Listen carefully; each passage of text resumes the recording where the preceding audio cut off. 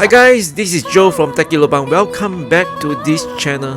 I am on my way to the DJI Air 3S event in Singapore.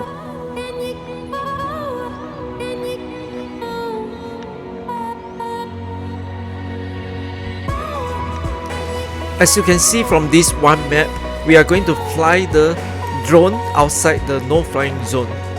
We had a quick overview of the DJI Air 3S, and of course the main part is the drone itself, and there is this the drone.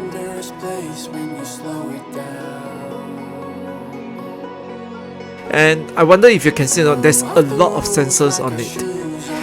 One of the added sensors is the LiDAR in front of the front part of the DJI Air 3S. And here's a close-up of it. Just take a look. It has a lot of sensors and two cameras. One wide angle and another one is the slightly telephoto sensor.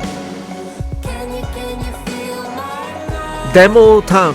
So this is the Air 3S in action, and you can see that it is super stable even though there's a lot of there's a high wind when we are flying it. You can see that the cloud is moving quite fast. That is because it has high wind, but nevertheless the Air 3S is able to stabilize itself. And yeah, these are done by professional, which is very interesting to look at.